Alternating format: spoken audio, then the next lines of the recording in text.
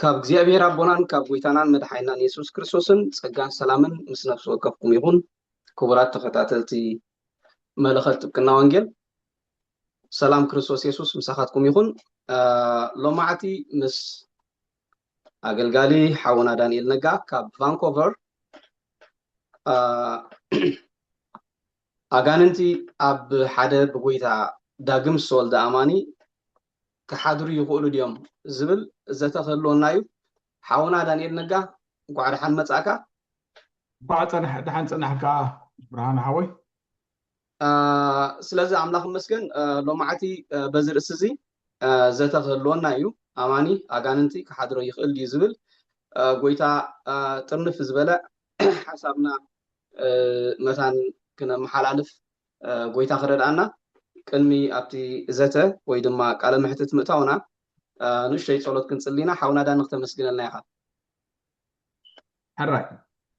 እግዚአብሔር አምላኽና ነመስግነካ ኣለና ግዜና ንዓኻ ሓሊፍና ነበካ እግዚአብሔር ብንዛረቦ ዘበለ ኩሉ ንስኻ ክትከብር እግዚአብሔር ጎይታ ሰራዊት ንለይቲ ዝሰምዓና ንዓናን ድማ ንምቅናዕ እግዚአብሔር ክትረድአና ንጽሊ ኣለና። ልብና ኣባኻ ብኢየሱስ ክርስቶስ ያው ሽም ይዓርፍ ንቓልካ ከተብርሃልና ንጽሊ ስለ ኩሉ ነገር ነመስግነካ ብሽም ኢየሱስ አሜን አሜን። ክብርን አምላኽ ከምዚ ኣብ መእተው ዝጠቐስኮ ሎሚ እንዛተየሉ ኣርእስቲ ኣብ ታሪክ ክርስትና ዳርጋ ኣብ ካብታ ማሕበር ጎይታና ኢየሱስ ክርስቶስ ዝተመስረተትሉ ቀዳማይ ክፍለ ዘበን ክሳዕ ዚ ሕጂ ኣብ ማእከልና ኣከራኻሪ ዝኾነ ኣርእስቲ ሓደ አማኒ ወይ አማኒት እትበሃል ብክርስቶስ ኢየሱስ ዳግም ልደት ዝተቐበለ ወይ ዝተቐበለ ውሉድ አምላኽ ኣብ ጉዕዞ መንፈሳውነቱ ብዝኾነ ይኹን መንገዲ ኣጋንንቲ ክሓድሮ ይኽእሉ ድዮም ዝብል ኣዝዩ ኣካታዒ ኣርእስቲ እዩ። እዚ ርእስቲ እዚ ኣብቲ ቀዳማይ ክፍለ ዘበን ከም በዓል ተርቱልያን ኦሪገን ዝኣመሰሉ ዘአንፈትዎ ኣብ ዝተፈላለየ መፅሓፍቶም ከም እንረኽቦ ካልኦቱን ሒደት ኣለዉ።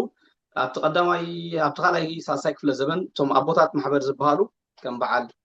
እዞም ዝጠቐስኩም ኦሪገን አማኒ ሓጢአት ተገይሩ አማኒ ብዝተፈላለየ መንገዲ ኣብ ጉዕዞ መንፈሳውነቱ እንተደኣ ተሰኒፉ አጋንንቲ ክሓድርዎ ይኽእሉ እዮም ዝብል ትምህርታት ከም ዝመሃሩ እዚ ድማ ንዝተወሰነ ክፋል ናይቲ ክርስቲያናዊ ታሪክና ብገለፀል እዩ። ከምኡ ዓይነት ምርዳእት እናማዕበለ ከም ዝመፀ ድሓር ግን ኣብቲ ሳልሳይ ክፍለ ዘበን ካብ በዓል ኣጎስቲን ጀሚሩ ክሳዕ ዚ እቶም መነቃቃሕቲ ወይ ድማ ሪፎርመርስ ክሳብ ዝሕጂ ዘለና ከዓ ነዚ ዓይነት ርእየት ነዚ ዓይነት ምርዳእ ብተሪር ክቃወምዎ ከለዉ ንርኢ ማለት እዩ። ኣጎስቲን ካብቶም ኣብቲ ቀዳማይ ክፍለ ዘበን ብቐሊሉ ዝጥቀስ እዩ። ድሕሪኡ ከዓ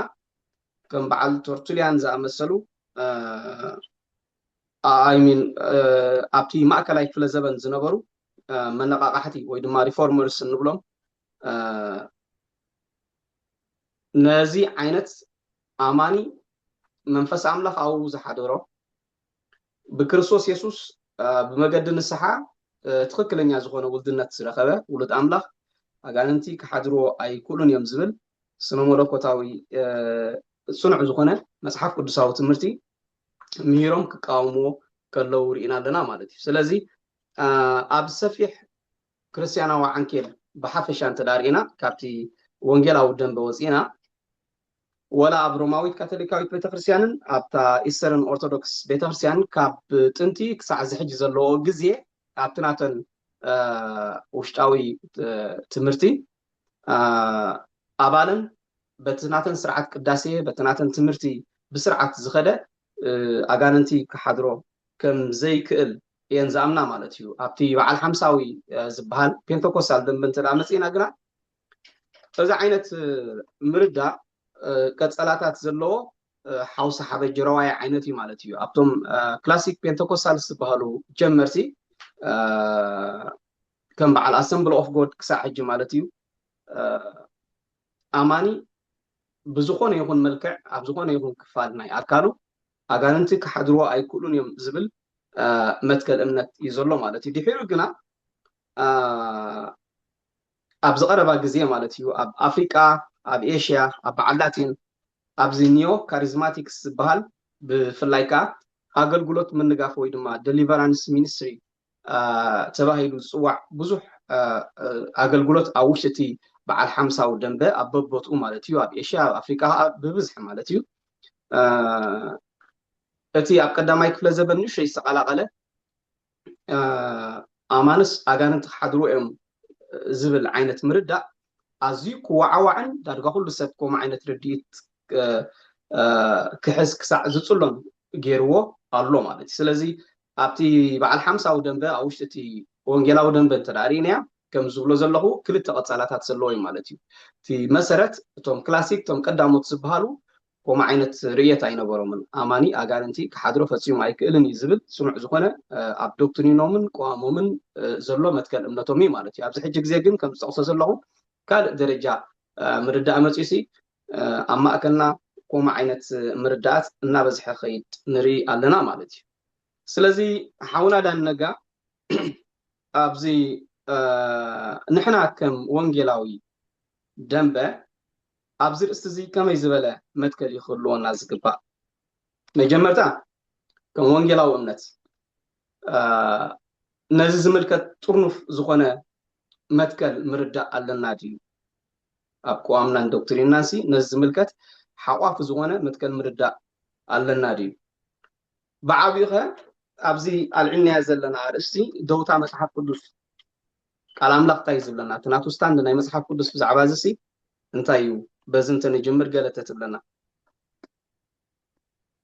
ጎይታ ባርኽካ ስለቲ ዝሃብካኒ ዕድል ብሓፈሽኡ ከምቲ ክትገልፆ ዝፀናሕካ ሕጂ ኣብዚ እዋን እዚ እቲ ኣብዚ ርኢት እዚ ዘለና ኣተሓሕዛብተን ወንጌላውያን እምነታት ኣብያተ ክርስቲያናት ዝተሓዋወሰ እዩ ብንፁር እዚ ንብሎ ይኮናን ኣብ ገሊኡ እቲ ሓደ ዓብላሊ ይኸውን ኣይተሓዝን እዩ ዝብል ኣብ ገሊኡ ከዓ ይተሓዝ እዩ ዝብል ዓብላሊ ኮይኑ ትረኽቦ ማለት እዩ ኣብቲ ምእመን ነዚ ጉዳይ እዚ ሒዝዎ ዘሎ ብዓብላልነት ብናተይ ተመክሮ ክገልፆ እንድሕር ኮይነ ይተሓዝ እዩ ዝብል እውን ይዕብልል እዩ ገለ እውን ግር ዝብሎ ኣሎ ማለት እዩ ዘይወሰነ ኣሎ ማለት እዩ ኣብቲ ካልኣይ ሕቶ ዝበልካዮ ብዛዕባ ደውታ መፅሓፍ ቅዱስ ኣብዚ ጉዳይ እዚ እንታይ ይመስል ዝበልካና ግን ስቕታ መፅሓፍ ቅዱስ ኣብዚ መዳይ እዚ ኣዝዩ ዘገርም እንተኾነ መምሃራን ቅዱስ ፅሑፍ ነዚ ኣርእስቲ እዚ ኣብ 5 መዳይ ከፍ ኢሎም የፅንዕዎ እዮም ማለት እዩ ኣብ መፅሓፍ ቅዱስ ዘይተገልፀ ማለት ኣይኮነን ማለት እዩ እዚ 5 ክፋላት ብኡ እንተንጅምር ፅቡቅ ኮይኑ ይስማዓኒ ትርጉም እቲ ቃል ወይ ከዓ እቲ ሓረግ ብዛዕባ እቲ ንምትሓዝ ዝምልከት ትርጉም እቲ ቃል ወይ ከዓ እቲ ሓረግ ብምግላፅ ይጅምሩ እሞ ፀብፃብ ቅዱስ ፅሑፍካ ይሁብና ማለት እዩ ቢብሊካል ኣካውንትስ ይሁብና ማለት እዩ ካብኡ ሓሊፎም ታሪካዊ ገፅ እዚ ጉዳይ እዚ እንታይ ይመስል ኢሎም እውን ይርእይዎ እዮም ኣብ ቅዱስ ፅሑፍ እቲ ኣብ ታሪክ በዚ ተመክሮ ዝተታሕዙ እንታይ ይመስሉ ነይሮም ብዝብል ካልእ ብራብዓይ ደረጃ ስኑ መለኮታዊ መርገፂ ወይ ከዓ ኣዋጃት ቅዱስ ፅሑፍ እውን ይነግሮ ማለት ኣብዚ ጉዳይ እዚ መፅሓፍ ቅዱስ እንታይ እዩ ዝብል ኢሎም ብኣዋጅ መልክዕ ይዛረብሉ እዮም ማለት እዩ ተመክሮኣዊ ከዓ ተመክሮኣዊ ክንብል ከለና ተመክሮ ቅዱስ ፅሑፍ ማለትና እምበር ተመክሮ ናትና ብዘይኮነ መገዲ ማለት እዩ ኣብ ተመክሮ ናይ ቅዱስ ፅሑፍ ከ እንታይ ይመስል ኢሎም ክዛረብዎ ንሪኢና ማለት እዩ ብመዝገበ ቃላዊ መርትዖ ወይ ከዓ ትርጉም እቲ ቃል እንድሕር ወሲድና እቲ ቃል ጋኒን ኣለዎ ሓደ ንፅልዋ ኣጋንንቲ ኣብ ሰብ ዝገልፁ ቃላት ኣለዎ ዝብል ቃል ኣለዎ ዝብል እዚ ቃል እዚ ብግሪክ ክጠቕስዎ ከለዉ ኢኮ ወይ ከዓ ኢኬን ዝብል ቃል ግሪክ ይጥቀሙ ማለት እዩ እዚ ቃል እዚ እንታይ ዝገልፅ ንምህናው ንምህላው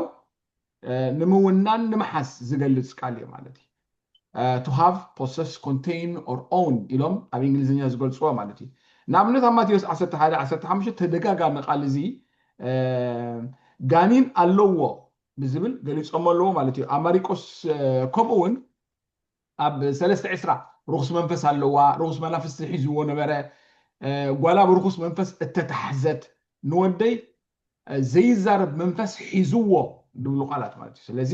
اللو حزوه بزبل قال يقلص معناته كمون اب لوقاس 4:32 رخص منفس زحادرو بزبل قال قليص له غانين اللو اب لوقاس 7:32 كمون يسوع كريستوس بالو تخلط قنوون كله اتوم حزب خاني غانين اللوكا يلمو معناته سابراو خانكا غانين كم زلوكاس يلوم تزاريبو معناته اب شمونته غانين حزوه يعبد الله وين يلمو معناته حجي اتي قال زدغاغم قال كل غزي ام مصحف قدس كنريو نزي خونت زغلصلنا انتاي اندحريلنا مهلا واغان انت ابسب زغلص قالات سي اللو اللوكا حزوه زحادرو بزحات انت خوينا بزبل غريص والله معناته امبار محدار مهلاو محاز بزبل قالات غليص والله ابزي كم مدمدم تاع كنريو اندحر كوينا بزن قالات زياتن نزين زقدامتي ايكو ويكا ايكن بتبل قال بدغلص منجدي اب اماني وفيرو نا اماني زكاتته خوينو اي نرخبونينا نتي زقال زي اتخلاي ايكو ويكا ايكون بزبل قال ديكونه اتخلاي انا انجليزኛ قال ديمونايزد زبلو ديامونيزوماي إلو تقليد زلو 12 ጊዜ ኣብ ትግርኛና ኣጋንንት ዘለዎ ኣጋንንት ዝሓደርዎ ብዝብል ቃል ማለት ማቴዎስ 4:24 ኣብ 8:23 ተደጋጋሚ ቃል ኣጋንንቲ ዘለዎ ብዝብል ቃል ገሊጾም ኣለዉ እታ ኢን ትብል ቃል ናይ ግሪክ ቃል ዘለዎ እትብል ቃል እውን ኣላ ማለት እታ ሳልሰይቲ ማለት እዩ ሓንቲ እታ ديامونيزوماي تبل إن تبل إيكو ويكا إيكن تبل قال كالخا ترابعتي أوكلوماي تبل afflicted with unclean spirit رخص منفس زحدرو قبل هورة حموش 10 شمونت زين 4 قالاتين اب بغريخ كونه اب تغرينيا ناون تقيسن زلوا مالتي بار نزوما غاننت زحزوم ويزلوم زاتوم كلهم كباتاتهم اتغانين ويكا ترخص منفس تغنيحو كوصن كولندري مالتي سلازي كونت نايزي سم زخغلصون كلهم اذن اللوا زحازو زحدرو زبل قالات مالتي اللوا ويكا اللوا نبل زحدرو زبل قالات كم تزم حلالفو اغاننتي زلو وسب زملكتا كابو وصاي خنردو ينخلينا سلازي زن قالات زياتن تاين زغصا زلوا دحريلنا ناغاننتي زلو زحدرو سبين زغصا مالتي غانين زلو زحدرو مالت كاني اتغانينسي ابت سبنتو عبو صلوان قطصرن كزغبر ازي بغانين تتحيز زلو خاني اب تحت قطصر رخص منفس ويكا اغانين سلازلو ولا معلوم كتصررو حساب زيكل زفطرلو كونتي مالتي سلازي بترجم درجه مصحف قدس غانين الله زحدرو انترايلنا غانين ابو زلو مالتي ازي اربعتيو بتتقموا له قال بتغرينيانا اب ثلاث قالات غيرو غليصون زلو ببينو يكون نحد همت كغلصون كلوسي ايكون تا ديامونيزوماي تبل قال اب حنت مسمر نحنت همت كغلصي تقوم لهم اب كل اكاونتس بيبليكال اكاونتس سبتنا غاسبل اكاونتس كرين كلنا خا بتقياياري بويكا بتلاواوط انزين قالات زياتن تطقموا مالو سلازي مصحف قدس بلكع بتلاواوط منجدي نزي خونت زنخ غلص تزاريبنا له معناتي بسم درجه امبار بسم درجه ترجم السم دحرينايو تقدام يتخفال نري ادلنا اذا قال زي ناماني بغانين تونينو حاديرو كم زلو نخغلص اي وفرن معناتي اذا اتا قداميتي لكسيكال ويكا بسنه ترجم قال الا نري ادلنا تا ببيليكال اكاونت قلت في لخنغركا مصحف قدس كا بفلاي 15 غزي معناتي غانين زحدرم سبات يزنت ولا ناي 15 فلي بزبله تاريخ ناي سبات غانين زحدرم سبات يزنت ولا معناتي تبيبيكال اكاونت صبصاب قدس صحف كندرن كلنا معناتي بارا بوليكيدان ثلاثه غزي مساول غليصنا له قدامي نغس 22 كام 400 نبيات احب ገሊጽልና ኣሎ ማለት እዩ እዚኦም ኣብ ብሉይ ኪዳን 4 እዋን ተገሊጹሎ ማለት እዩ ብፀብጻብ ደረጃ ክትሪኦም ከለኻ ኣብ ወንጌላት ከዓኒ እቲ ታሪክ ናይቲ ሽዕተ ገሊጹልና ኣሎ ማለት እዩ ኣብ ወንጌላት ክንርኢ ከለና ኣብ ግብረ ሐዋርያት ከዓ ናይ ክልተ ገሊጹልና ኣሎ ካብኡ ብተረፈ ኣብ መልእኽታትን ራእይ ዮሃንስን ታሪክ biblical accounts ክንርኢ ከለና ፀብጻብ ቅዱስ ጽሑፍ ክንርኢ ከለና ጋኒን ዝሓዞ ሰብ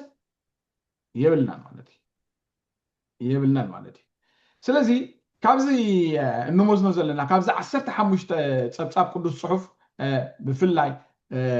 ታሪኾም ኣጋንንቲ ከም ዝሓዞም ገይሩ ተዛረበሉ 11 እዋን ንዘይ ኣመንቲ ተጠቂምዎሉ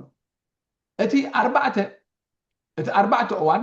እንዛረበሉ ሓንቲ እተን 3 እዋን ናይ ሳኦል ክኸውን እያ እቲ ሓንቲ ከዓኒ እታ ጓል አብርሃም እትበሃል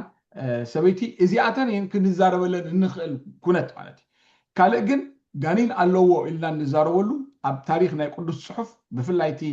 ቢብሊካል አካውንትስ ክንርኢ ከለና መጽሓፍ ቅዱስ 15 ፍሉይ ፀብጻብ ሂብና ዘሎ የለን ስባራፍቲ ታሪኻዊ ገጹ እንድሕሪእናዮ ንእሽተይ ጉዳይ ናይ ሳውልን ናይዛ ሰበይትን ሕልፍ ኢልና ተረኣናዮም ምናልባት ኣብቲ ላዕሊ ድሕራይ እንተልዓልካዮ እውን ዕሙቕ ኢልና ክንኣትዎ ንኽእል ኢና ግን ጉዳይ ሳውል ኣብ ቀዳማይ ሳሙኤል 16:14 ክፉእ መንፈስ ይሳይቕዮ ነበረ ብዝብል ገሊፅዎ ኣሎ ወይ ከዓኒ ኣባኻ ከሎ ብዝብል upon you ዝብል ናይ እንግሊዝኛ ማለት እዩ ኣብ ቀዳማይ ሳሙኤል 16:18 ካብ ኣምላኽ ምስ መፀ ትርኩስ መንፈስ ማለት እዩ ንዕኡ ዝገልፅ ኮይኑ ተራእይና ኣለና ኣብ ልዕሊ ሳኦል upon Saul ማለት እዩ upon Saul ሲ ብዝብል ተገሊፀና ኣሎ እዚን ቃላት እዚኣተን ንሳኦል ብደገ ቶርመንት ዝገብሮ ብደርገ ዝጨንቆ እምበር ኣብ ውሽጢ ሳኦል ከም ዘሎ ብዝገልፅ ናይ ዕብራይስጥ ቃል እውን ኣይተፃሕፋን ዘለዋ ማለት እዩ ሳኦል ብደገ ብሰይጣን ብኣጋንንቲ ይስቀ ከም ዝነበረ እምበር ኣብ ውሽጡ ንምንታይ ኣብ ሕዝቅኤል 2:3 መንፈስ ኣተወኒ እትብል እታ ናይ ግሪክ ናይ ዕብራይስጥ ቃል ቦ እትብል ቃል እቲ መንፈስ ኣብ ውሽጡ ንክህሉ ብእትገልፅ ቃል ኣብ ሕዝቅኤል 3:24 እቲ መንፈስ ከዓ ኣተወኒ ብመንፈስ ኣብ ውሽጡ ክሓደሮ ቦ ድብል ናይ ዕብራይስጥ ቃል እውን ይጥቀም ማለት እዩ በዚያ ኣገላልፃ እዚኣ ኣብ ሳኦል እቲ ርኩስ መንፈስ ኣብ ውሽጡ ከም ዝነበረ ዝገልፅ ጉዳይ የላን ማለት እዩ ስለዚ ብቢብሊካል አካውንትስ እንድሕሪእናዮ ኣይንረክብን ኢና እንድሕር ሕልፍ ኢልና ኣብ መጽሓፍ ቅዱስ እቲ ተዋሂብና ዘሎ አካውንት ርኢና ማለት እዩ ኣብ ሉቃስ 13 ካብ 17 ዘላ እታ ሰበይቲ ጓል አብርሃም ብርግፅ ንሳ ናይ ሰይጣን ወይ ከዓ ኣጋንንቲ ደምፁላ ሕማም ኣጎቢጥዋ ከም ዝነበረ መጽሓፍ ቅዱስ ብርግፅ ይዛረበልና እዩ እዛ ጓል አብርሃም እዚኣ ሲ ኣማኒት ድያ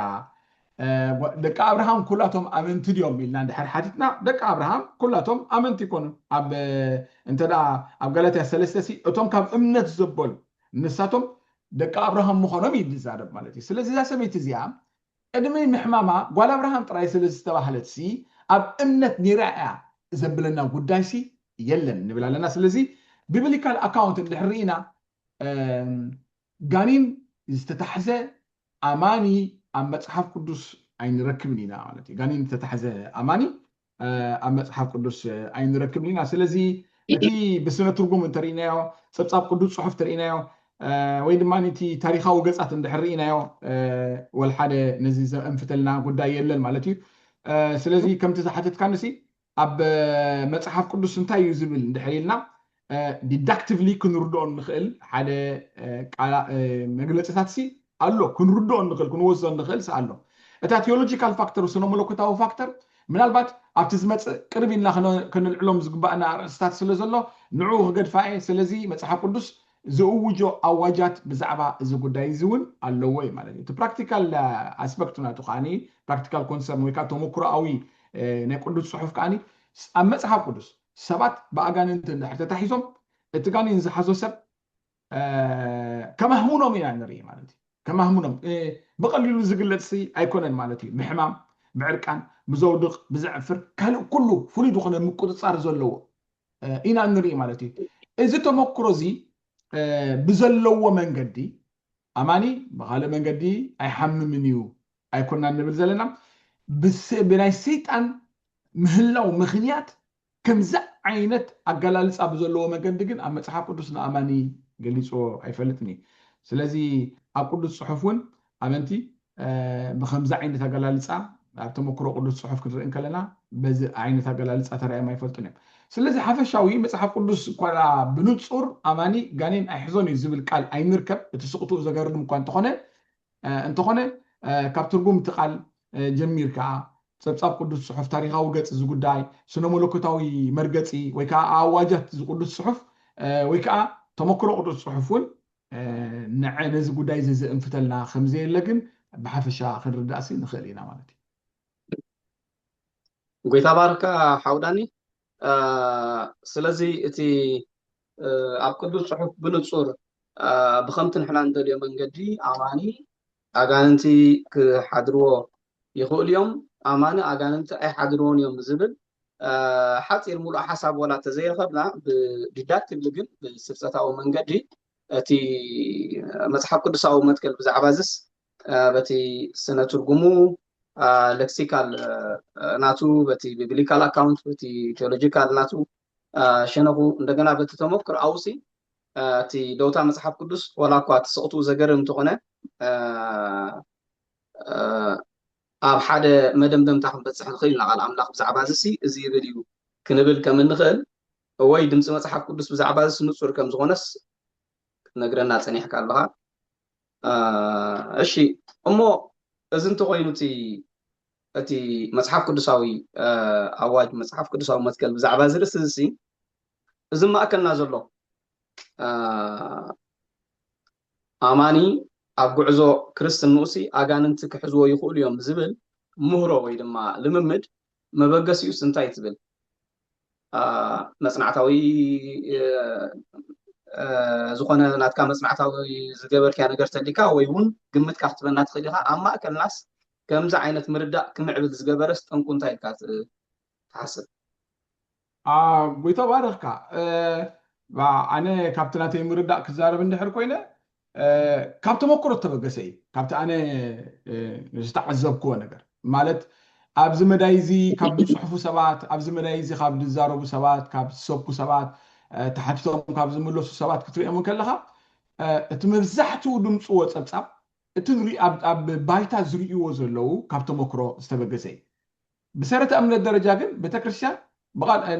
ኣብ ዝኾነ ቤተክርስትያን ክትሪኦ ከለካ ብቃል ኣምላኽ እያ ትምራሕ ዝብል ዶክትሪናል ስታንድ እዩ ዘለዎን እዘን ኣብያተ ክርስቲያን እዚኣተን እንታይ ኢና ንብል ቃል ኣምላኽ እየን ዝምርሓ ኢና ንብል ማለት እዩ እንተኾነ ኣብ ከይዲ ሂወት ግን ከምኡ ኮይኑ ኣይንሪአን ኢና ዘለና ብተመክሮ ንሕና ልክዕ ኣክንዲ እቲ መፅሓፍ ቅዱስ ነቲ ተመክሮና ዘቃንዮ ንሕና በቲ ተመክሮና ነቲ መፅሓፍ ቅዱስ ከነእትዎ ወይ ከዓ ነቲ ተመክሮና ብመፅሓፍ ቅዱስ ጌርና ጃስቲፋይ ክንገብሮ ንደሊ ስለ ዘሎና እዩ ስለዚ መሰረቱ ወይ ከዓ መበገሲኡ መፅሓፍ ቅዱስ ከምኡ ስለ ዝእንፍት ወይ ከምኡ ንሪኦ ስለ ዝኾንና ኣብ መፅሓፍ ቅዱስ ከምኡ ስለ እንዕዘብ እዩ እቲ ተመክሮናስ ካብቲ መፅሓፍ ቅዱስ ዝመንጨወ እዩ ድብለኒ ጉዳይሲ ኣይኮነን ማለት መፅሓፍ ቅዱስ ከም ንሪኦ ዘለና ብዛዕባ እዚ ነቱ ዝኾነ ዲዳክቲቭሊ ስርፀታዊ መንገዲ ሲ ሓደ መደምደምታ ክህበና ዝኽእል እዩ ንፁር እዩ ዝዛረብ ማለት እዩ ስለዚ ካብ ተመክሮ ተበገሰ እዩ ዝብል ሓሳብ ይደለን እሺ ስለዚ ዘይ መፅሓፍ ቅዱሳዊ ልምምድ ዘስዓቦ ጠንቂጉ ማለት እዩ ተመሳሳሊ ሕቶ ክርስቲያን ነዚ ርእሲ ነዚ ዝሓተካ ዘለኹ ኣማንስ ኣጋንንቲ ክሓድርዎ ይኽእሉ ድዮም ኣማኒት በጋንንቲ ክትተሓስ ትኽእል ድያ ዝብል ብካልእ መልክዑ እንተዳ ርኢናዮ ሕቶ ዋንነት ኮይኑ እዩ ዝስማዓኒ ምክንያቱስ ይሓድሮ እዩ ማለት ምስ ዋንነት ዝተኣሳሰር ኮይኑ ይስማዓኒ ማለት እዩ ነዚ ሕቶ ብካልእ መልክዑ ተዳ ኣቐሚጥንያ ስለዚ ኣማንስ መን ይዋንው እንተዳ ነቲ ምሕዳር ምስ ዋንነት ተኣሳሲርንያ ኩንዕ እንተለየ ማለት እዩ እቲ ዝዓብየ ሚዛኑሲ ኣጋንንቲ ይሓድርዎ እዮም ወይ መንፈስ ቅዱስ ኣብ ሰብ ይሓድር እዩ ክንብል ከለናስ ምስ ዋንነት ዝተኣሳሰር ኮይኑ ስማዓኒ እሞ ኣማኒ መን ይዋንው ማለት ኣብ ሓደ ግዜስ ክልተ ዋና ዘለዎ ክልተ ገዛእቲ ክልተ ዋና ዘለዎ ክኸውን ይከኣል ويتا بارخكا this is a very important point مالتي تا عندي تزاربنا حتوس زيا حتى واننتي تي تملس زلوا مالتي ما تحق قدس كزارب كله بناخه اتبكريستوس غيرو مسخاتكم زصنعنا زقبأنا اتزحتمنا اب لبناون عربون منفس حبنا املاح نصو يبلنا مالتي زي ابكاليا قرنطس حدا 12 نتن معت مدحان تحتم كملو ناي املاح منفس قدس ايتوغيو هايبلنا سلازي ازي اغلغلوت محتم ناي منفس قدس مسوانነት ተተሓሒዙ አጸቢቅና ክንሪኦ ዝግባአና ማለት እዩ ንሕና ብመንፈስ ቅዱስ ከም ተሓተምና መጽሐፍ ቅዱስ ብንጹር ይዛረበና ንስኻትኩም ብኡ ቃል ሓቂ ናይ ምድሓንኩም ወንጌል ምስ ሰማዕኩም ብኡ ምስ ኣመንኩም ብናይ ተስፋ መንፈስ ቅዱስ እንታይ ገበርኩም ተሓተምኩም ዝብል ኣሎ ማለት እዩ እዚ ከዓኒ ኣብ ኤፌሶን 1:13 ተቀዲመ ፅገ ጠቅስኮ ኣብ ኤፌሶን 4:30 እንረኽቦ ጥቅስታት እዩ ማለት እዩ እምበር ከም ምልክት ዋንነት حتى واننتي موني كم ملكت واننتن وحسنتك our security محتم منفس قدس نحنا كم عربون بمنفس قدس تحاتمنا لنا إذا مالت واننتي زي ملكتنا زلوا مالتي سلازي محتم منفس قدس زلنا سباتين إذا أقول بلوت منفس قدس واننت سلازي ملكت كاب كله أغننتاوي ورار ككلاخللنا يخيلي إنا نبل زلنا مالتي واننا منفس قدس سلازو خلنا بس إذا تحايزو كتكسس باقن ኣብ ህይወት እቲ ህይወት ዝሃበና ኢየሱስ ክርስቶስ ባዕሉ ሲ ኣበና ምስ ሓደረ ጸልማት ካባና ከም ዘርሕቕካ መሰረታዊ ዘረባ እዩ ዝረብ ማለት እዩ ንምንታይ እቲ ጸልማት እቲ ነቲ ብርሃን ጸልማት ክሕዞ ከም ዘይክእል ወንጌል ዮሃንስ ነጊርና ኣሎ ብርሃን ጸልማት ክሕዞ ሲ ኣይክእልኒ እታ ኣብ ወንጌል ዮሃንስ ምዕራፍ 1 ተጠቂሳ ዘላ እቲ ብርሃን ምስተገልጸ ጸልማት ክሕዞ ከም ዘይክእል ካታላምባኖ እትብል ቃል እዚ ቃል እዚ ንኽትውንኖ ናትካ ንኽትገብሮ ኣጽኒዕካ መሓዝ ዘመልክት ቃል እዩ እንተኾነ ጸልማት ኣጽኒዑ ክሕዞ ዘይክእል ብርሃን እዩ ኣባና ሓዲሩ ዝርከብ ንዛለና ኢየሱስ ክርስቶስ ክመጽእ ከሎ ሲ ጸልማት ኣጽኒዑ ክሕዞ ዘይክእል ብርሃን ማለት እዩ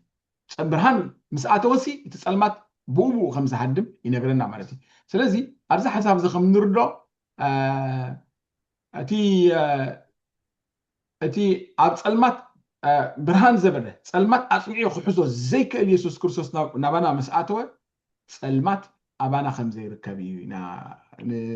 ንድምድም ማለት ስለዚ ኣብኣ ንእሽተይ ክውስኸላ ፍቓድካ እንተኮይኑ ከምኡ ጥራይ ግን ኣይኮነን ማለት ሲ ሕቶ ዋንነት ክንብል ከለና ሲ መንፈስ ቅዱስ ማሕተም ገይሩልና እዩ ዋናና እዩ ጥራይ ግን ኣይኮናን ንብል ካልኣይ ካብኡ ሕልፍ ኢሉ ከዓነሲ ንሕናስ ቤት መቅደስ ኣምላኽ እውን ኢና ቤት መቅደስ ኣምላኽ ኢና ማለት እዩ ብዋጋ ተዓዲኩም ወስጋኹም ቤት መቅደስ እቲ ኣባኻትኩም ዘሎ ካብ ኣምላኽ እትቐበልኩሞ መንፈስ ቅዱስ ምዃኑ እዚኣ ኣዚና ክነስምረላ ዝግባአና ስጋና ቤት መቅደስ ኣምላኽ እዩ መንፈስናን ነፍስናን ጥራይ ዘይኮነ ስጋና ቤት መቅደስ ኣምላኽ ምዃኑ ይነግረና ደሎ ማለት እዩ ኣብኣ ዳን ሓወይ ክቆልፈካ ሕቶ ዋንነት ክንዲ ዝኾነ ሲ መንፈስ ቅዱስ ከም ዝውንንና ወይ ድማ ጸልማት ክሕዞ ዘይክእል ጸልማት ክውንኖ ዘይክእል ብርሃን እሱ ድማ ክርስቶስ መሰረት ወንጌል ዮሃንስ ምዕራፍ 1 ቁጥሪ 1-3 ሲ ንሱ ተዘለዓለማዊ ብርሃን ምስ መጸስ ጸልማት ክሕዞ ከም ዘይክእል ሓንሳብ ብርሃን ምስ ወነነና እቲ ጸልማት ክውንንና ከም ዘይክእል ትነግረና ኣለኻ እሞ ሓሳብካ እንተደይ ተኸላሊፍካ ሲ ኣብ አንሽተይ ሕቶ ክውስኸልካ ምስ ቤተ መቅደስ ኣልዒልካ ካብ ተዛረብካ እንታይ ዝብል ምርዳእ እዩ ዘሎ ኣብ መንጎቶም ቀንዲ ተሓለቕቲ እዚ ዓይነት ርኢት ወይ ድማ ከምዚ ዓይነት ምርዳእ ዘለዎም ኣገልገልቲ ንኣብነት ኣብ ማእከልና ብዝሓለፈ ግዜያት ከም በዓል ደሪክ ፕሪንስ ቦብ ላርሰን ከም በዓል ጆን ዊምበር ክሳብ ዝቐረባ ግዜ ዘለውን ዝሓለፉን ማለት እዩ መዛ ናይ ቤተ መቅደስ ተኣሳሲርካ ክምልሰለይ ደልየ ነቲ ኣብ ህዝቅኤል ካብ ሻምናይ ምዕራፍ ክሳብ 11 ዘሎ ኩነት ናይታ ኣብ ብሉይ ኪዳን ኣብ ህዝቅኤል ንረኽባ ቤተ መቅደስ ክብሪ ኣምላኽ ከም ዝገደፋ ኣብ ንነብብ ኢና ማለት እዩ ብትቅዱስ ጽሑፍ ብፍላይ ብተን ምዕራፋት ካብ ምዕራፍ 8 ክሳብ 11 ዘሎ ማለት እዩ ሕጂ እንታይ እዮም ዝብሉና بصحفاتهم بتمرتاتهم ስለስተጸለና ዝሕጂ ማእከልና ዘሎ ምርዳእት ናይቲ ኣማኒ ኣጋንንቲ ከሰንፍዎ ኣጋንንቲ ክሕዝዎ ይኽእሉ እዮም ዝብል እውን እቲ ፍረ ምርዳእናስ መፅሓፍቶምን ትምህርታቶምን ስለዝኾነ ብርግፅ ማለት እዩ ስም ጠቂሰ ክሓተካ ተገዲደ ኣለኹ ሕጂ ነዚ ተሓይዞም እንታይ እዮም ዝብሉና ከምቲ እዛ ኣብ ህዝቅኤል ንሪኣ ቤተ መቅደስ ክብሪ ኣምላኽ ዝገደፋ ግን ከዓ ቤተ መቅደስ ኣምላኽ ተባሂላ ትፅዋዕ ሓደ ኣማኒ ወይ ድማ ሓንቲ ኣማኒ ድማ ቤተ መቅደስ ኣምላኽ ከንሳዕ እቲ ቤተ መቅደስ ኣምላኽ ምዃንሲ ኣቦቱ እናሃለዎ ማለት እዩ ክብሪ ኣምላኽ ክገድፋ ይኽእል እዩ ሕጂ ክብሪ ኣምላኽ ገዲፍዎ ድማ ንሓደ ኣማኒ ክብሪ ኣምላኽ ዘይብሉ ምምላስ ሰድኣ ተመላሊሱ ኣብቲ ናቱ ኣፀድ ኣብቲ ናቱ ስጋ ወይ ኣብ ገለ ክፋል ናይ ነፍሱ ኣጋንንቲ ክሓድርዎ ይኽእሉ እዮም ይብሉና እሞ ነዚ ዓይነት ምምሳልሲ ምስታ ኣብ ህዝቅኤል ዘላ ቤተ መቅደስን ኣብ መንጎ ሓደ ግለ ኣማንን ከመይ ጌርካ ክትገልፆ ትኽእል ቤተ መቅደስ ዝለዓልካ እየ ወይ ተባረካ እንታይ ክብል ኢለ ኣብዛ ቤተ መቅደስ ክነልዕል ከለና ሲ ብዋጋ ተዓድኩም ኢኹም እሞ ስጋኹም ቤት መቅደስ እቲ ኣባኻትኩም ዘሎ እታ ስጋኹም ትብል ዘላሲ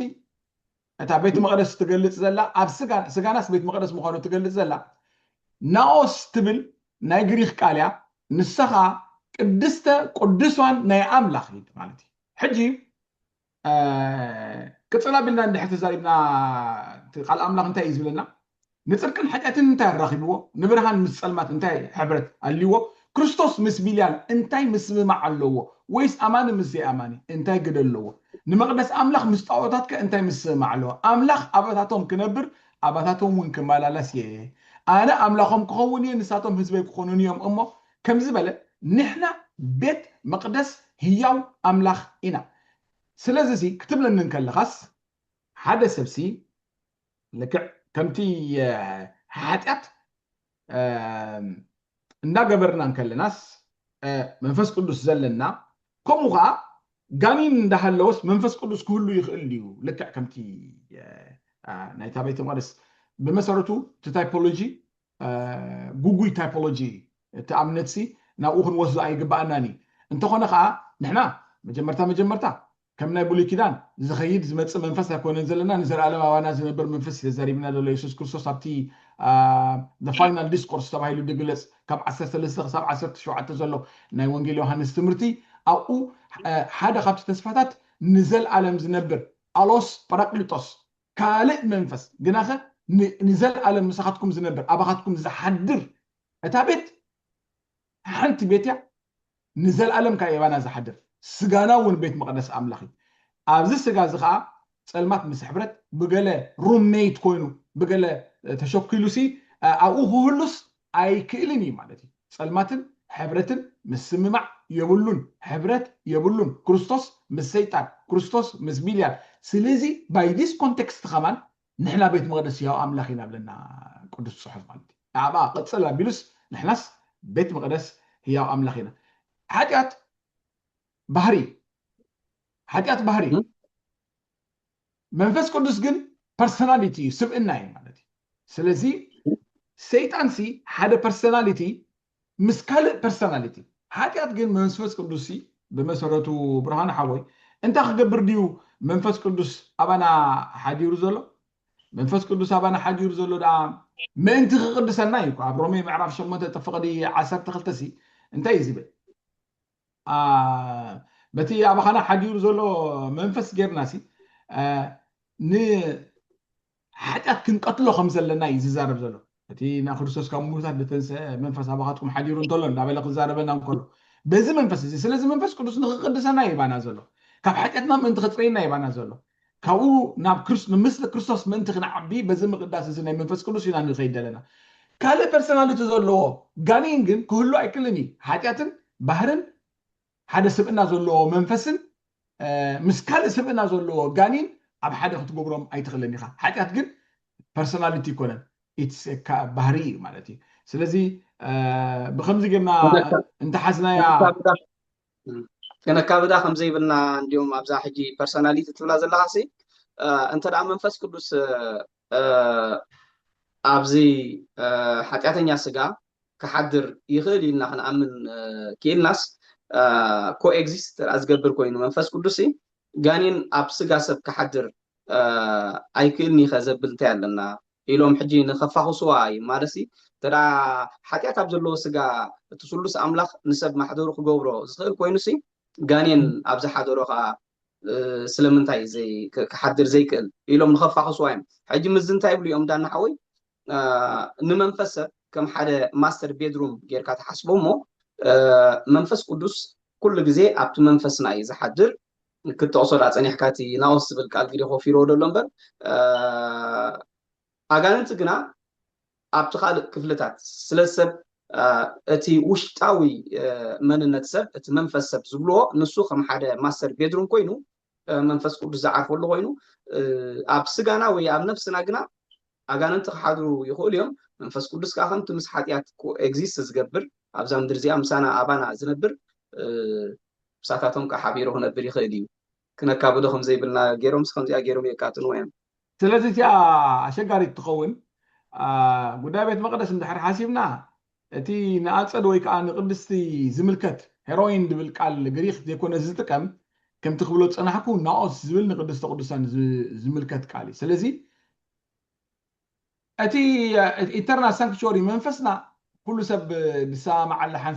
ሓሳብ ኣላ ኣብ መንፈስና ክሓድር ኣይክእልን እዩ ንብልዋ ኣለዋ ንሳኸም ቅድስተ ቅዱሳን ተሓሲባ ማለት እዩ ኣብ ስጋናን ነፍስናን ግን ኣብኡ ፅግዕ ኢሉ ክኸውን ንኽእል እዩ እቲ ፅሑፍ ግን እንታይ ዝብልና ደሎ ስጋና እዩ ቤት መቅደስ ኣምላኽ ናኦስ ናይ ኣምላኽ ቅድስተ ቅዱሳን ናይ ኣምላኽ ሲ ስጋና እኳ እዩ ትብለና ደሎ ስለዚ ከመይ ናበይና ክነብሎ ኣይመፃልናን እቲ ቅዱስ ፅሑፍ ክሕብረና እንከሎ ማለት እዩ ከም ዝፍለጥ ቤት መቅደስ ማለት ነቲ ኣምላኹ ዝተፈለየ ወይ ከዓ ዝተቐደሰ ኮንቴክስት ሲ ኣብቲ ቅድስተ ቅዱሳን ሲ ካልእ ክትእትወሉ ምድላይና እኮ እዩ ዝገርም ደሎ ማለት እዩ ስለዚ ኣይመፅን እዩ ዘሎ ነቲ ዋንኡ ዝተፈለየ ወይ ከዓ ዝተቐደሰ ስለ ዝኾነ ማለት እዩ ሰብ ከዓ ከም ሓደ እንትና ቤት መቅደስ ኣምላኽ እዩ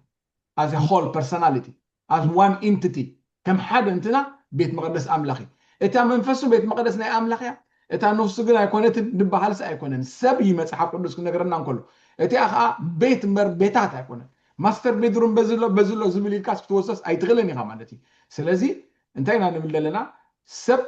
بخم حد انتنا ناوس ويكا قدس تقدسان املاخي بيت مقدس املاخ مخانكم منفس املاخ بخاتكم حديرو مهلاوندو ኣይትፈልጡን ኢኹም ስለዚ ካብዚ ሓሳብ እዚ ሓደ ፅኑዕ መደምደምታስ ክንወስድ ንኽእል ኢና ንሱ ከዓ መንፈስ ቅዱስን ርኩስ መንፈስን ኣብ ሓደ ማሕደር ክሓድሩ ኣይክእሉን እዮም ዝብል ማለት እዩ ትርጉም ቤት መቅደስ ክንርዳእ ኣዝዩ ኣገዳሲ ማለት እዩ ጎይታ ባረካ ብዓብዩን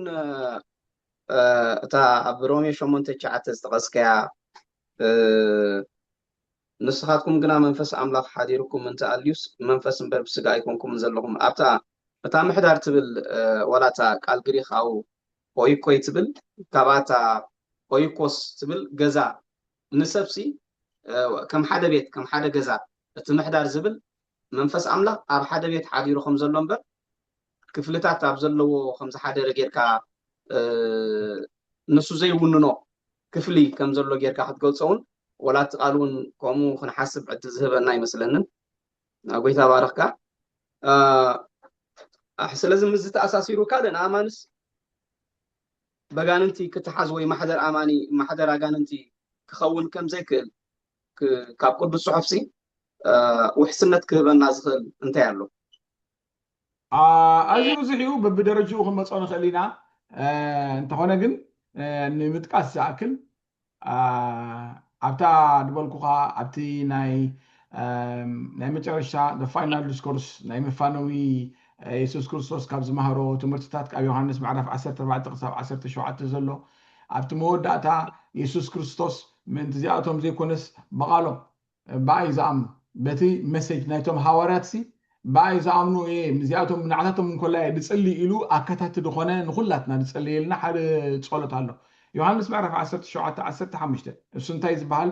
ክህነታዊ ጸሎት ኢየሱስ ክርስቶስ ተባሂሉ ይፅዋዕ ኣብዚ ቃል እዚ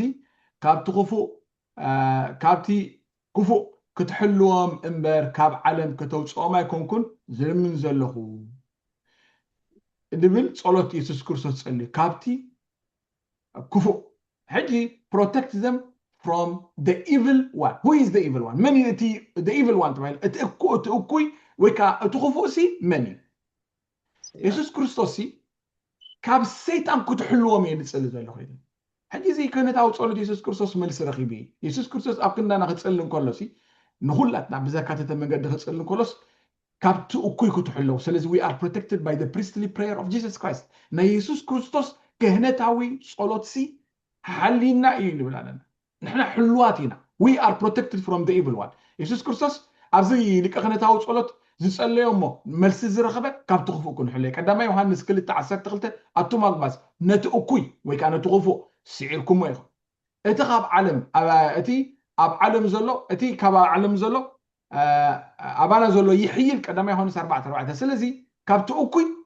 ተሓሊና ኢና ዝብል መርገጽ እውን ኣለና ኢና نحن بمنتهي نقوم نقول دلنا يسوع كريستوس كهنة أو صلوات كتسلم كلاسي كابت أكوي كتحلوهم أكوي كا the evil one with the article مالتيو أتي يلو قالي سوى دلنا نمن دمل كتيو أكوي جبري لكونس أكوي سيطاني أيوة سبعون نتزلو سيطاني مالتيو سلازي كاو تحلينا إنا بخهنة أو صلوات يسوع كريستوس اللون كنوسخسي نخلينا مالتيو أزرست زي حاونا داني مس قداي مدحنا عزيز تأساسر يمو أتدرت كبر مدحناس كسابا بيو مالت سلامتاين زي قداي مدحن ويساتورولوجي ياب نمصدنا قال عملاخ سي ببزح من قدي قال خاون تايدنا له نتي زحالة كدام هيوتنا نزح جن كورادر كله كم زيلنا الله أب يفصل نسخاتكم قدم كم نبرة زعلم زيع كم تمنفسو حجة عبتهم دك زي مئزاز زقبر زلو حلقة سلطان آير تملالسكم ببدلكم بأبصاكم موت عزنبركم لأخاتكم هي وانقبركم يبلنا أب يفصل معرف كتوصر حدا سلازي اتي كبر مدحنا مسعيوتي سلطان حلقة آير عبتهم دك زي مئزاز زقبروسي مسو زاميتكا انت تقلصلنا ጽቡቕ ነይሩ ደረት ክብል መድሓና ኣብዚ ርእሲ ዘመንያቱ መጽሓፍ ቅዱስና ሲ እቲ ስልጣን ሓለቓየር እቲ ዘ ኢቭል ዋን እቲ እኩይ እቲ ሰይጣን ሲ ቀደም ኣብ ትሕልፍ ህይወትና ይዓይ ከም ዝነበረ ይብለና እሞ እቲ ደረት መድሓና ሲ ክሳባበ እዩ ነዚ ርእሲ እዚ ኣብ ዝተኣሳሰር ማለት እዩ ከምቲ ክንገልጾ ፀናሕና ትርጉም ዋንነት ምህላው መንፈስ ቅዱስ ሲ ክህንነታዊ ጸሎት መቅደስ ኣምላኽ كنتاو ጸሎት ኢልና ንገልጾ ዘለና ሲ ትርጉም ምልሓን ከኣኒ ሓደ ካብቲ ዓብይ ውሕስነት ዝህበና እዚ ክንርዳእ ጥራይ ማለት እዚ ክንርዳእ እዚ ሎም ዝበሃል ደሎ ምናልባት ሃሊኒ ይህልወኒ ንኽከውን ኢልካ ምሕሳብ ሲ እቲ ሓቀኛ ምርዳእ ናይ ምድሓን ዝጎደሎ እዩ ኢለ ዝሓስብ ኣነ ንምንታይ ትርጉም ምድሓና ሓደ ካብቲ ኣማኒ በጋነንቲ ክሕዞ ኣይክእልን እዩ ዘብለና ምኽንያትና እዩ ማለት እዩ ክብሪ ምድሓን እምብዛ ልዑል ማለት እምብዛ ልዑል ንሱ ካብ ስልጣን ጸልማት ዘውፃኣና ስለዚ ሲ ኣብ ሓደ ስልጣን ጸልማት ነርና ኢና ንሕና ኣብ ቆሎሴ 1:13 ክዛረብ ከሎ ንሱ ካብ ስልጣን this is the meaning of regeneration ማለት እዩ ናይ ዳግም ልደት ትርጉም እዚ ካብ ሓደ ስልጣን ጸልማት ወፂኻ ናበይ ናብታ መንግስቲ ፍቁር ወዱውን ተገበርና ኣእቶና ይብለና ማለት እዩ ስለዚ ካብ ሓደ ስልጣን ወፂኻስ ብንጉስ እትመሓደር መንግስቲ ዘለዋ ሕጂ እቲ ኦልሬዲ እንዲየት ኢሎም ብገልጾ ኣብዚ ናይ ስነ መለኮት ምህሮሲ መንግስቲ ኣምላኽሲ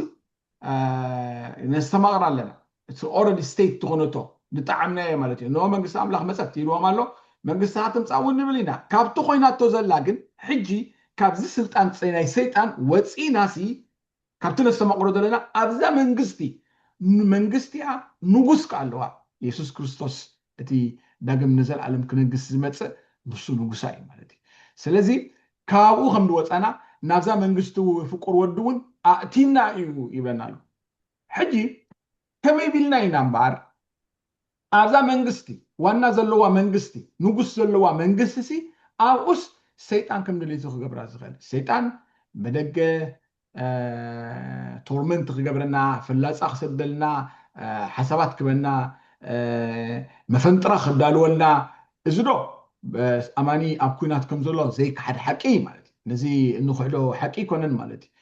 سيطان كساب زلو ابم لعلنا صبونا زي دلي مطفأنا زدلي كاب حق خصحتنا نزدلي سيطان كم زلو زي كحدي انت خونه اوشتنا خولو كابانا خاني بسم يسوس كريستوس كواتس زنفت ولا حنت يلن نحنا اوريدي ابتا منغستي فقور ودو اتينا ينامن ابو مدحن مالت حدقت حقات زلونا يلو قدام كورنثوس 1:13 يقول سمانتين بار اماني مسدحانه كاب سلطان سيطان مولو بمولو يزوص وصي دما ناتابو نغوس تمحدر منغست فقر ود يسوع كريستوس يزاتو اذا حساب زي ازي مسارتاوي كاب سيطان كم دي نونن سيطان كم دي اتونا مسرتاو ነገር ማለት نحنا ናይ ካብ መንግስቲ ቀይርና ስለ ዝኾነ ነዚ ዝሃብከ ሓሳብ ዝያዳ መብርህ ዝደሊ ብዙሕ ግዜ ዝጥቀስ ግና ኣብ ማቴዎስ ምዕራፍ 10 ቁፅሪ 28 ካብ ሓደ ኣማኒ ኣብ እዋን ምድሓኑ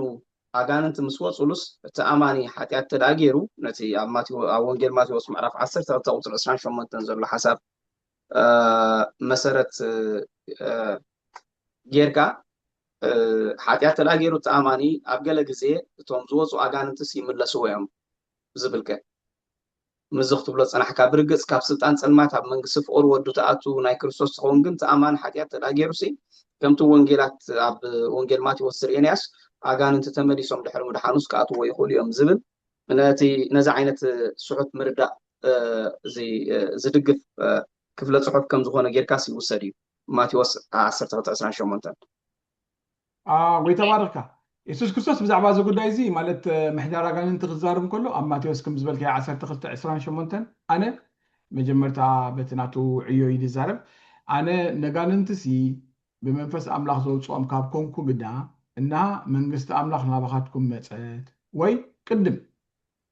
نتحيال كي أسره نبي تحيال آتو أقحو خبزبز زخل منالو دحرزيو بيتو زبزبز يبلنا أبزي كرودو زقبأنا مبار قدسان إذا بسيطان أتونن بيتوكا أزينا غنحسبو زقبأنا إذا بسيطان أتونن بيتوكا نتحيال كي أسركا زيتو أتو وي زيت بزبز كابكونت كما يبليو إذا بمنفس قدس أتونن سبسي حاجات مسقبرس منفس قدس حدو قابلو ودي زخي كم زبل تمرت لنا دي نحنا طرحنا كوينا عين فلتنينا منفس قدس بزرع على مسانا زنبر مالتي سلازي حاجات كتقبرن كلها منفس قدس يرتعك منفس قدس يجنحك يقطعك يقرمك ربوك قبرك يقصصك يملسك مالتي كم you have to abide in faith اب كريستوس كتنبر صدقن قدسنا كتقبر كتأزز ازي جينا يمنا بتاعت مጨረሻ ክንጠቅሶ ንኽእል ንኸውን ኢና ግን እንታይ እድብል ዘለኹ ኣነ ብዚ ከምዚ ሎሚ ትውለድ ሎሚ ዘይትውለድ ፅባሕ ዘይትውለድ ዝበሃል ናይ ምድሓን ምህሮስ የብልና ንሕና ሓጢኣት ክትገብር ከለኻ ሓጢኣትና ክንእመን ደሞ ወዲ የሱስ ክርስቶስ ካብ ኩሉ ዓመፃና ከም ዘፅርየና መፅሓፍ ቅዱስ ነጊርና ኣሎ ማለት እዩ እቲ ናይ መስቀል ስራሕሲ ብንስሓ ናብኡ ምስ እንመፅእ ኣምላኽ ከዓ ከም ዝዕረቐና كأت زاريبنا له مالتي إمبر لومي خا منفسه وصلنا مخال جانيني أتونا زبحال مهرو يلن تكونتراست خاريان كلنا سي بسيطان تونن بيتوكا بسيطان تونن بيتوكا نتي وانا أكي أسركا كتبز بزا كم زي كال بمنفس كله ستونن كابو بزحي الحايلي إغا كتأسرو كتوصو أمو خابا خالق كتونن which is impossible. it is impossible مالتي ويتابعك هذا سي كون يكلني ناي منفس قدس سوسي تلعلاو املاخي منفس قدسي the third person ابو انجيل يوحنس كنغرنا كلهم نحناكو نايت سلوس املاخ محدرينا خينا انا نابون نمص زفكر نتلق على يحلي انا نابون نمص اوخا محدر نقبر مشكان ساكن يبلو بعرب مشكان نقبر او كوي محدر نقبر Amen. So it's our redemption is so amazing. زقرم دولو مدحاني دلنا مالتي زقرم مدحاني دلنا سلازي اتي سرعات روحو سغان نبلو كما يخون دخل سيطان زعاتو اب خالق زي ونن تراي سغان تخوين تراي ولا خمصن كلوسي تخوستيران ترايان كتصنحو تراي زلوا انت را خابوا خوين مالتي تراي خصنح لنا اموسي ابدحات غزيس انا اماي امباتي منفس قدس ديله راي دي دخون ما بخالق خونن منتي ازس مهرو مصحف قدس اكونن ازي this is oxymoron يبلو ازي كون زي كلصلاله تراي غشاي خانه مصحف قدس غشاي سلازي كابز خدملس تراينا دلنا سلازي منفس قدس اندحرنا يوننني اندحريلنا أماني بمنفس قدس زونن محدر أملاخ سلا زخونه أجان انت خاحدرو دقيمنا ندبل لنا أيكلين أجان انت خهلو أيكليني مالتي لمن تايم أبتا ماتيوس معرف عسر تخلته تقليد زولو بخالق التونن نتي حيال أسيركا دبز ندحر كوينو ناي سيطان بوم سيطان تونن نحن خا وانا منفس قدس كم منفس قدس زحيل كا يلن مالتي نعو اوچو بخالق ختكعنا زخل يلن مالتي ويت أوارك حونا داني اسك اب كمتي حجي زرعلكو كفله صحف ماتيوس 10:28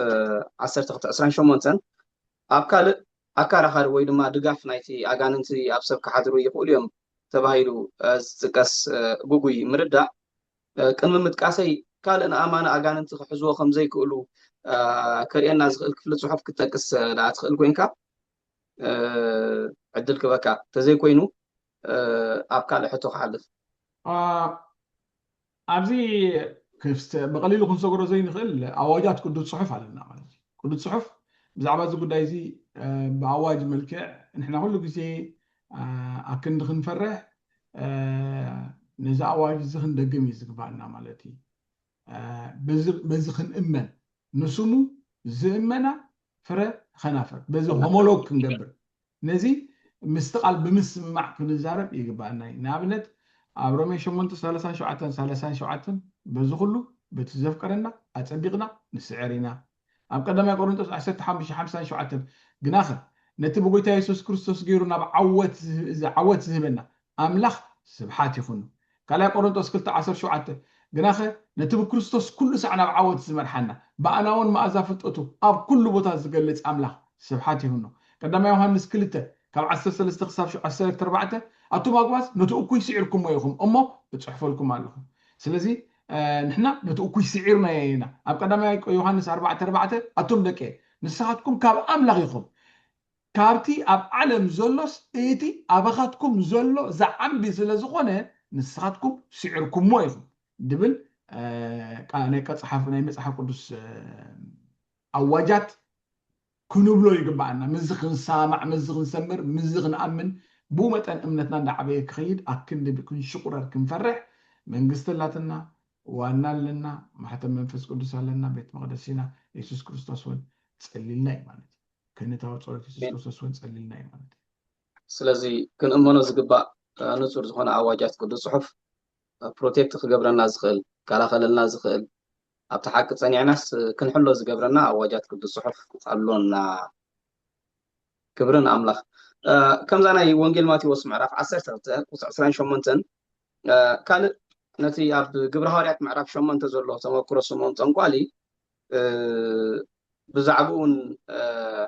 نسون كم دغافي وسديمو بزعبو خاغله تتبلنا مالتي سمون تنقالي كابتي اب غبر حواريات معرف 8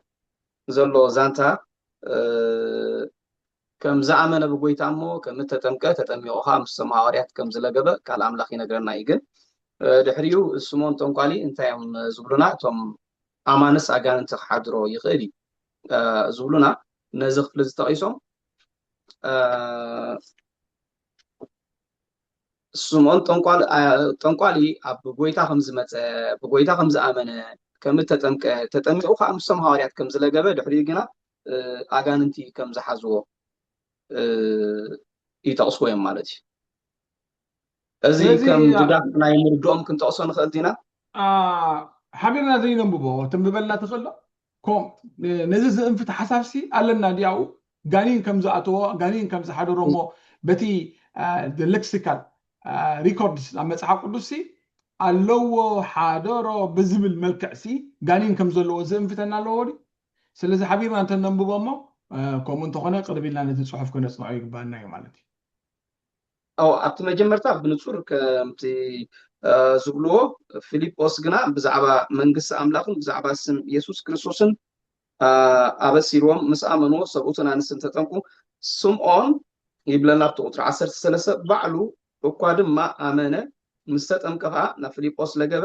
ትእምርትን ዓበይቲ ሓይላትን ክግበር ምስ ረኣየ እውን ተገረመ ኢልና እቲ ድሕሪኡ ዘሎ ኣጋንንቲ ከም ዝሓዝዎ ዝጥቀስ ክፍሊ ግና ምናልባሽ ትሕት ኢሉ ካብ ቁፅሪ ሽዑ ኣእዳዎም ኣንበሩሎም እሞ መንፈስ ቅዱስ ተቐበሉ ስምዖን ከዓ መንፈስ ቅዱስ በቲ ምንባር ኣእዳው ሃዋርያት ከም እተዋህበ ምስ ረኣየ እቲ ኢደይ ዘንብረሉ መንፈስ ቅዱስ ምእንቲ ክቕበልሲ ንኣይ ከዓ እዚ ስልጣን እዚ ሃቡኒ ኢሉ ገንዘብ ኣምፅኣሎም ነቶም ሃዋርያት ማለት እዩ ጴጥሮስ ግና ነቲ ህያብ ኣምላኽ ብገንዘብ ክትገዝኦ ስለ ዝሓሰብካ ወርቅኻ ምሳኻ ይጥፋእ ልብኻ ኣብ ቅድሚ ኣምላኽ ቁኑዕ ስለ ዘይኮነ ከዓ ኣብዚ ነገር እዚ ክፍሊ ወይ ግደ የብልካን እምበኣርሲ ካብዚ ክፍኣትካ እዚ ተነሳሕ ምናልባሽ ሓሳብ ልብኻ እንተሓደገልካ ንእግዚኣብሔር ለምኖ ኣብ መሪር መርዝን ኣብ ማእሰርቲ ግፍዕን ምህላውካ ሪኤካ ኣለኹ በሎ ስምዖንካ ካብዚ ዝበልኩምኒ ሓደ እኳ ከይበፅሓንስ ንእግዚኣብሔር ለምኑለይ ኢሉ መለሰ ይብለና ኣብዚ ዝወዳእ ትዛንታ ኣብዚ ክተንብበልና ዝፀናሕካ ነቲ ስምዖን ጠንቋሊ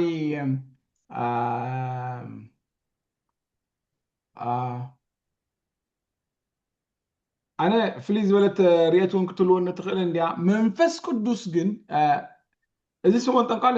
ጋኒን ሓዲርዎ እዩ ድብል ኣብዚ ደየለ ኣብዚ እዚ ሰብ እዚ ጋኒን ሓዲርዎ እዩ ዝብልና የለን ግን for discussion sake ነቲ discussion ምእንቲ ክንዛረበሉ ስምዖን ጠንቋሊ ብሓቂ ጎይታ ኢየሱስ ክርስቶስ እዩ በጊዕን ዘይበጊዕን ዝብል ማለት እዩ ስምዖን ጠንቋሊ ግን ኣመነ ገለ ዝብል ሪኮርድ ሳኡ ተፃሒፍልና ኣሎ ንኣብነት ሓንቲ ጥቕሲ ክንብበልካ እሞ ብኡ ዓይነት እውን ክንሪኣ ንኽእል ኢና ዮሃንስ ምዕራፍ 2 ወንጌል ዮሃንስ ምዕራፍ 2 23 ድሕሪ ኣንቢብና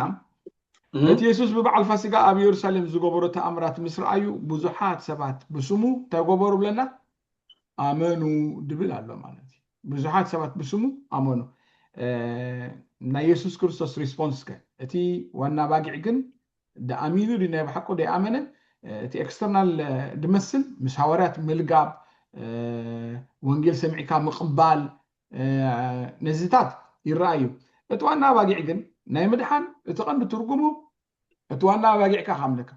ንስኻትኩም ዝኣመንኩሞ ምናዳግና ንሱ ዝኣመነኩም ክኸውን እንከሎ ማለት እዩ እሱ ከኣምነና ክኽእል እንከሎ ማለት እዩ ኣብዚኣ ሕጂ እንታይ ይብለና ኣሎ ብዙሓት ብስሙ ኣመኑ ኢሎም ሪኦም ኣለው ኣብዚ ከዓኒ ኢየሱስ ግና ኣብ ሰብ ዘሎ ባዕሉ ይፈልጥ ስለ ዝነበረ ሓደ እኳ ብናይ ሰብ ክምስክረሉ ኣየድልዮን ንኩሎም ይፈልጦም ነበረ እሞ ኣይኣመኖምን ከዓ ይብለና እዩ ማለት እዩ ሕጂ let's assume ዋላ ብክልቲኡ ተኸድና ማለት እዩ እዚኣ ናይ ስምዖን ጠንቋሊ ከምዚ ሓደ ጉዳይ ክትከውን ትኽእል እያ ከምታ ሓደ ኮይና እዚኣ ኣማኒ ናይ ብሓቂ ኣማኒ እንድሕር ኢልና እውን ስምዖን ጠንቋሊ ጋኒን ኣለዎ ጋኒን ሓዲርዎ ነበረ ድብለና መፅሓፍ ቅዱሳዊ ዘረባ ኣውሲ የለን ስለዚ ብክልቲኡ ሸነኽ ክንሪያስ ንኽእል ኢና ማለት እዩ ኦኬ ስለዚ ምናልባሽ ነታ ኣብ መሪር መርዝን ኣብ ማእሰርቲ ግፍዕን ምህላውካ ሪኤካ ኣለኹ እዩ እዚ ከዓ كم حدا لك معرتي possession زبل كنوصل أين خلينا أبقى مسألة سجبريتي جانين نيرو بيتروس عنا جيفو زبل مردات مالتي كبرنا أملاك حطتاتي يا بمودة قصة سلزي أما أكلنا كمزي أبتمأتو استقصكيا تنقذ كله زنبع زخونة مرداء نأماني أما أسرت كمبرو زخل نفسنا فتشة بوزح من قدي أبشنكت كمبرو زخل حاتيات أبز قبرلو كم سبب أبز دخملو سي تتحيز دخون تم كلام تملي سمن دخون إيلوس أم شعور كمبرو زخل أكن دحار نسي بارنت كنبر زقبر عينة مرداء تنكو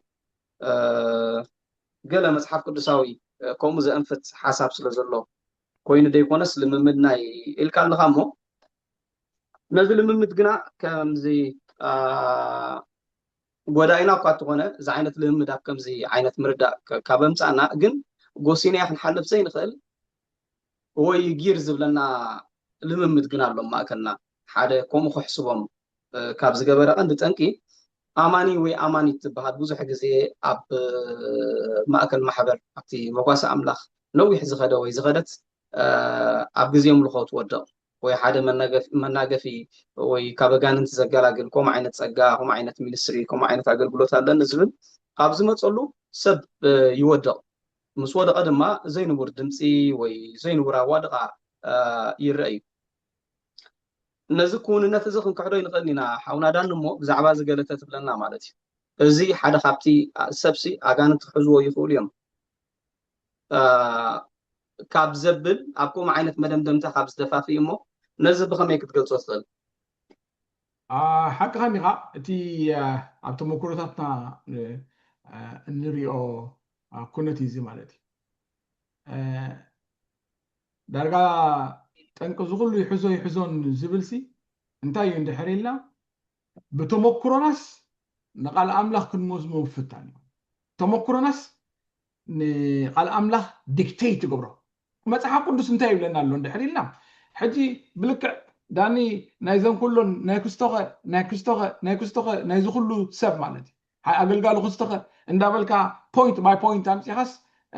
እንታይ መልሱ እንተልካኒ ምናልባት መልሱ ኣይፈልጦም ክኾን ይኽእል ተመስገን ኣምላኽ እንኳዕ ኩሉ ይፈለጥናዮ ማለት እዩ ንምንታይ ሓደ ሰብ ጎይታ ኢየሱስ ክርስቶስ ጥራዩ በጊዕ እዚ ሰብ እዚ ኣማኒ ድዩ ኣማንን ከማን ምናልባት ኤክስተርናሊ ንሪኦ ዘለና ንሕና ግን ከምኡ ኢልና ቱ ዳት ኤክስተንት ሲ ነቲ ቃል ኣምላኽ ክሳብ ክንጠራጠሮ ክንከይድ ኣይግባእናኒ ማለት ዘይንፈልጦ እዚ ብላይንድ ስፖትስ ዝብልዎ ኣለና ማለት እዩ ኣብዚ ጉዳይ ዘይንፈልጦ ንሕና ምናልባት እቲ ኣማኒ ዘብሎ ነገራት ንሪእሉ ንህሉ ኣለና ኣብዚ ኢየሱስ ክርስቶስ ግና ናይ ልብን ኩሊትን ዝፈልጥ ኣምላኽ እዩ ማለት እዩ በዚ እዚ ጉዳይ እዚ ስለ ዝረኣናስ ነቲ ፅሑፍ ክንኩሕዶ እሞ ይኣትወይ ማለት እዩ እሞ ኣብዚ ስለ ዝረኣና ኢልና በቲ ተመክሮናስ ናብ ንቅዱስ ፅሑፍ ከነማእዝኖስ ኣይግባእናን ቅዱስ ፅሑፍ እዩ ንተመክሮና ዘማእዝን ማለት እዩ ስለዚ ብርግፅ ናይ ኩሉ መልሲ ኣይክህልወናን ይኽእል እዩ እንተኾነ ግና ቃል ኣምላኽ ሓቂ እዩ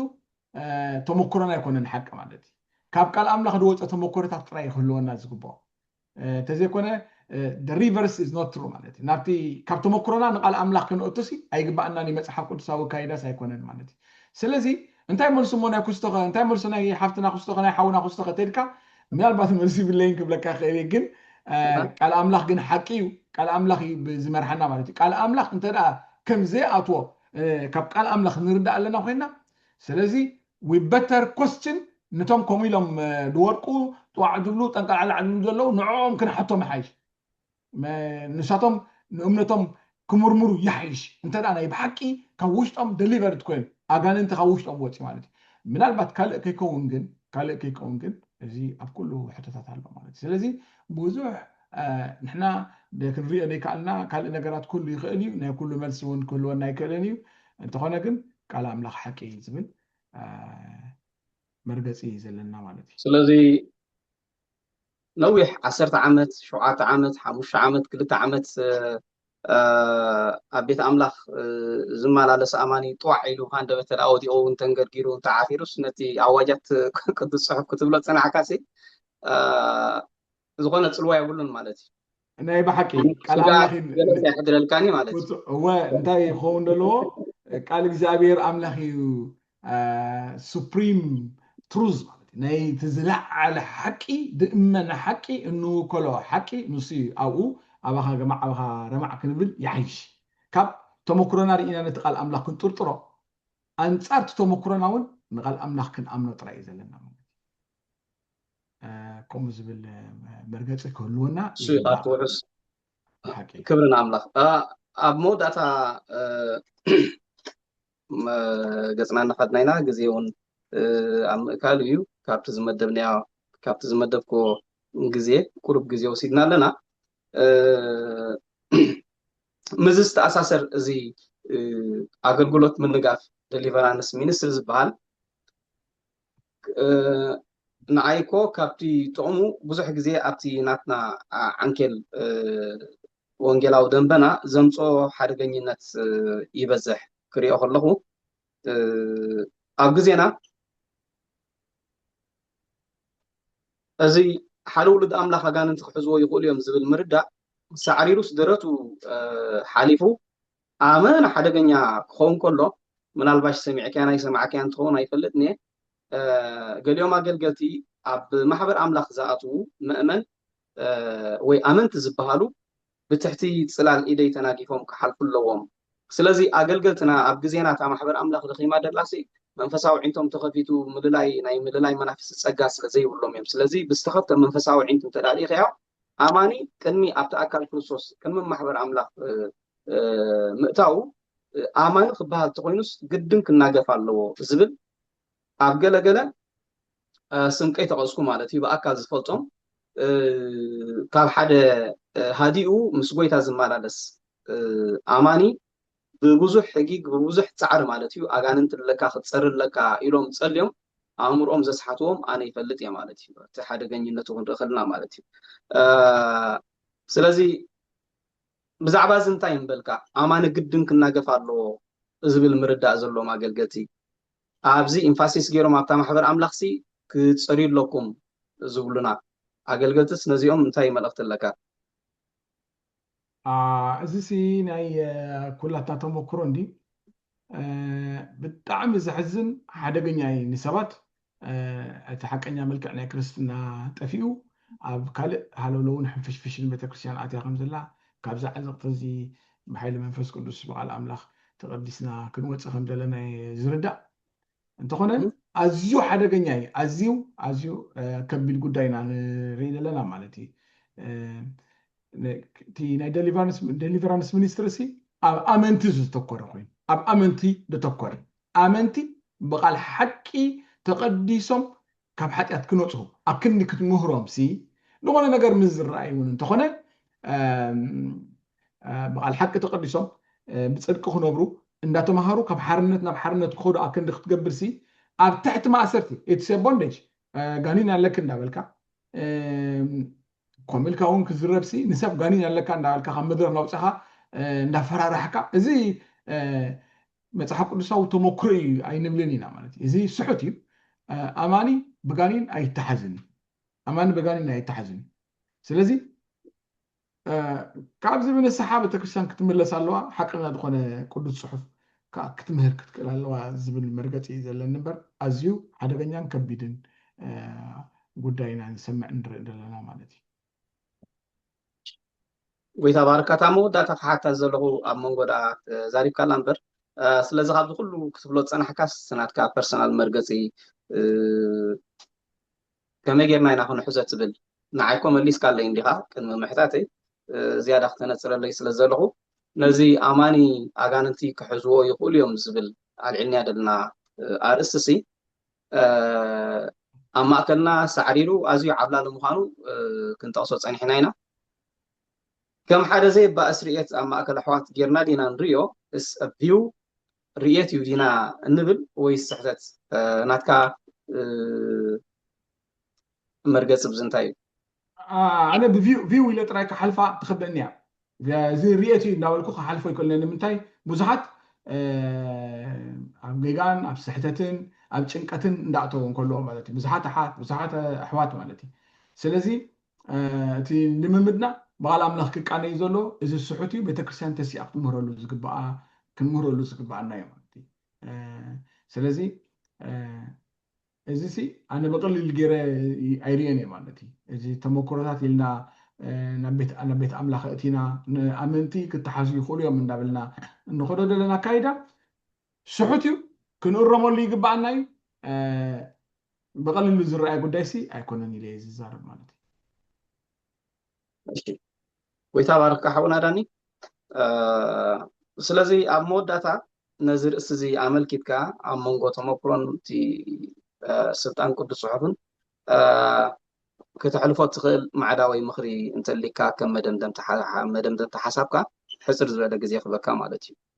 ብዛዕባ ርእሲ እዚ ጎይታ ባርካ ደጋጊምና ተዛሪብናሉ ስለ ዝኾና ብዙሕ ምዝራብ ኣይከድልየናኒ ግናኸ እንታይ እቲ ቃል እግዚኣብሔር ኣምላኽ ዝብሎ ጉዳይ ቤት መቅደስ ጉዳይ ክህነታዊ ጸሎት ኢየሱስ ክርስቶስ ኣዋጃት ቃል ኣምላኽ በቲ ጽሑፍ ከዓኒ ብመሰረቱ እቲ ቃልሲ ለክሲካልስ እንታይ እዩ ኣብ ታሪክ እንዳበልና ከምቲ ድበልናዮ ከገሊፅናዮ ዘለናሲ ደጋጊምና ነዚ ቃላት እዚ ክንስፍሖን ክንምርምሮን ቅርብ ኢልና ክንሪኦን ይግባአና እዩ እንተኾነ ሓደ ዘይከሓድ ሓቂ ግን ኣሎ ንሕና እንብሎ ዘለና ሕጂ ኣማኒ ኣብ ኩናት ከም ዘሎ ግን ብሰይጣን ዝለዓሎ ኣብ ኩናት ከም ዘሎ ግን ንሕና ዘይንኽዕዶ ሓቂ ስለዚ ክንዕጠቆ ዝግባአና ብመሰረት ኤፌሶን ምዕራፍ 6 ደው ኢልና ክንቃወም ምእንቲ ክንዕጠቆም ዝግባአና ነገራት ኣሎ ማለት እዩ ስለዚ ገዛእ ርስና ክንሕሉ ከምታ ኣምላኽ ይሕልወና እንብሎ ዘለና ገዛእ ርስና ክንሕሉውን ማንታ ሓቂ ናይ እግዚኣብሔር ልዕላውነትን ናይ ሰብ ሓላፍነትን ክልተ ብሓደ ዝኸይድ ማንታ ሓቅታት እዩ ማለት እዩ ስለዚ ኣምላኽ በቃ ሕልውኒ እንዳበልና ናብ ድኾነ ንኸይድኒ ኢና ማለት እዩ ንሕና ብፅድቅን ቅድስና ክንነብር ብፍርሃት ኣምላኽ ክንነብር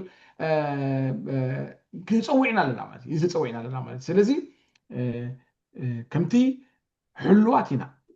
ተሓሊና ኢና እንብሎ ዘለና ከምኡ ድማ ብፅድቅን ብቅድስናን ክንነብርካ መፅሓፍ ቅዱስ ይፅዋዓና ከም ዝኾነ እቲ ካብ ሰይጣን ካብ ናቱ መፈንጠራ ኩሉ መንተናድም ሕጂ ብፍላይ ኣብዚ ዘመንና ኢትስ ሁክ ማለት ከምዚ ሓንቲ ዓሳስ ንምእንቲ ክትሕዛ ከምዚ ሁክ ጌርካ መፅመድ ጌርካ መግቢ ጌርካ ትሕዛ ሓንቲ ደይኮነት ኣብቲ ባሕሪ ዘለና ዓለምሲ ነቲ ሁክ እንዳሓለፍካ እንዳሽካዕካ ክትከይድ ዝደፋፋእካ እዩ ማለት እዩ ኩሉ መፈንጠራ ይመሊእ ዘሎ ስለዚ ገዛእ ርስና ክንሕሉ ክንጥንቀቕ ግና መፅሓፍ ቅዱስ ብምልኣት ዝምህረሉ እዩ ማለት እዩ ስለዚ ብማዕረ ነቲ ቃል ሓቂ ሒዝና ክንከይድ ጎይታ ይደግፈና ይብል ኣምላኽ ይባርኽካ ኣሜን ኣገልጋሊ ዳንነጋ እግዚኣብሔር ዕዙዝ ይባርኽካ ምስን መለኸት ጥብቅና ወንጌል ኣገልግሎት መለኸት ጥብቅና ወንጌል ደጊመ ኣዝየ የመስግነካ ስለቲ ኣብዚ ርእሲ ዝሃብካና ሰፊሕ መፅሓፍ ቅዱሳዊ መብርሂ ኪንዮ ተመክሮና ኪንዮቲ ኣብ መንጎና እንሪኦ ወይ ሰባት ዝብልዎ እቲ ኣምላኽ ኣብ ቃሉ ዝበሎ ይዓቢ እሞ ንሂወትና ውሕስነት ዝህብካ ንስልጣን ቅዱስ ፅሑፍ ተገዚእና ዓሪፍና ሓርነትና መታን ክንስተማቐር እቲ ስሉስ ኣምላኽ ሓንሳእ ማሕደርካ ማሕደሩ ምስ ገበረካ ብካልእ ኣካል ክትውንን ከም ዘይትኽእል መፅሓፍ ቅዱሳዊ ምላሽ ሂብካና ኣለኻ እሞ እግዚኣብሔር ዕዙዝ ይባርኽካ ኣሜን ይቐኒየለይ ጎይታ ባርኽካ ንስኻ እውን ነዚ ዕድልን ኣጋጣሚ ስለ ዝፈጠርካለይ ሓቢርና እታ ቤት ኣምላኽ ክትኮኑ ዘለዋ ነገር ክንዘራረብ ዕድል ስለ ዝሃብካኒ ጎይታ ይባርኽካ ብል ኣሜን